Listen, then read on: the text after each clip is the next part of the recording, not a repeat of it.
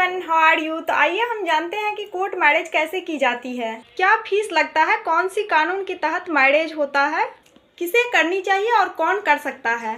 जब court marriage की बात आती है तो एक इम्पोर्टेंट बात मैं बताना चाहती हूँ कि पहले होता ये था कि लव मैरिज करने वाले लोग, जिनके परिवार के लोग सहमत नहीं होते थे, वही कोर्ट मैरिज करते थे, या खासकर ऐसे लोग जो अलग अलग धर्म से आते थे, वही लोग कोर्ट मैरिज के लिए अप्लाई करते थे।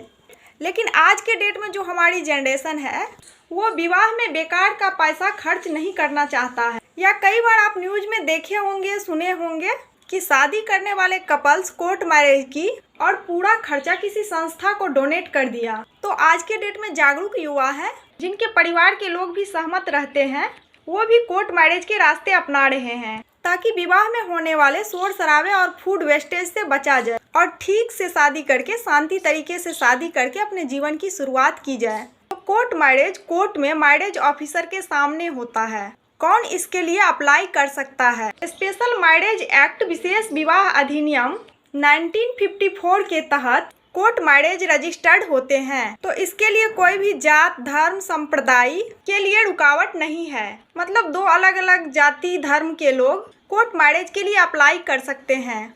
इसमें लड़का लड़की दोनों की उम्र विवाह के योग्य होना चाहिए। इसमें लड़की की उम्र 21 साल, जो पहले 18 साल था, और लड़का का उम्र 24 साल पूरा होना चाहिए, जिससे कि दोनों मानसिक और शारीरिक रूप से सक्षम हो विवाह के लिए, और उनके ऊपर कोई दबाव, कोई प्रेशर ना हो। मतलब दोनों स्वतंत्र सहमति से विवाह करने के लिए तैयार हो, तो वो कोर्ट में जा सकते हैं और कोर्ट मैरिज के लिए एप्लीकेशन दे सकते हैं। इसमें एक बात ध्यान में रखना चाहिए कि दोनों पक्ष लीगली रेडी हो। लीगली रेडी होने का मतलब ये है कि दोनों पक्ष आपसी सपिंड नातेदारी में ना आते हो, और ये हिंदू पर ही लागू होता है। सगोत्र ना हो, सगोत्री विवाह भी मान्य नहीं है। अगर ऐसा है तो वो लीगली रेडी नहीं है, अदरवाइज दोनों पक्ष लीगली रेडी माने जाते हैं।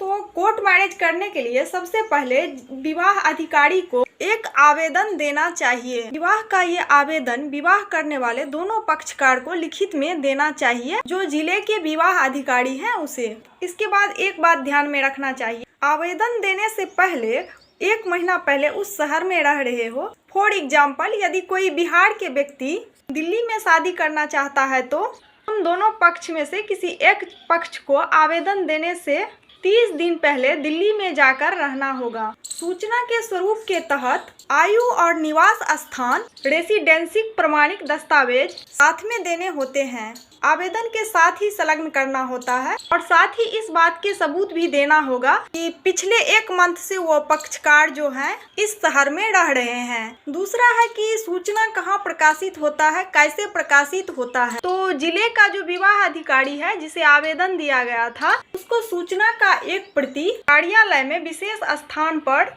और एक कॉपी उस जिला में जहाँ विवाह का पक्षकार अस्थायी रूप से निवास करते हैं वहाँ प्रकाशित करनी चाहिए, वहाँ पब्लिश किया जाएगा।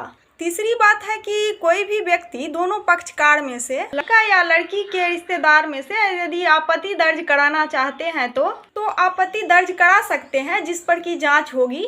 आपत्ति संबंधित विवाह अधिकारी के पास, यानी कि जिले के संबंधित विवाह अधिकारी के पास लिखित में आपत्ति दर्ज करानी चाहिए। 30 दिन के भीतर विवाह अधिकारी को जांच करना होगा, और यदि की गई आपत्ति सही पाई जाती है तो विवाह संपन्न नहीं की जाएगी। आपत्ति का मतलब ये नहीं कि माता पिता, भाई बहन ये कहे कि हम इस विवाह से सहमत नहीं हैं। लीगल कारण होनी चाहिए। विवाह अधिकारी के उपस्थिति में दोनों पक्ष और 3 गवाह कम से कम होनी चाहिए, जो घोषणा पत्र पे हस्ताक्षर करते हैं, और उस पर विवाह अधिकारी भी हस्ताक्षर करते हैं। ये जो घोषणा पत्र है इसका प्रारूप विशेष विवाह अधिनियम से है। कोर्ट मैरिज की जो प्रक्रिया है, विवाह अधिकारी मैरिज सर्टिफिकेट पे जो रजिस्टर होता है उसके पास, उसमें एक प्रमाण पत्र दर्ज करता है, और यदि दोनों पक्ष और गवाह जो हैं वो हस्ताक्षर कर दिए हैं तो ऐसा सर्टिफिकेट जारी करता है जो कोर्ट मैरिज का निर्णायक प्रमाण पत्र होता है। ये जो सर्टिफिकेट जारी होता है उसे मैरिज सर्टिफिकेट कहते हैं। इसके बाद वर और वधू दोनों लीगली मैरिड हैं और इनके कानूनी अधिकार सुरक्षित हैं। कोई भी इनको इस विवाह से अलग नहीं कर सकता है।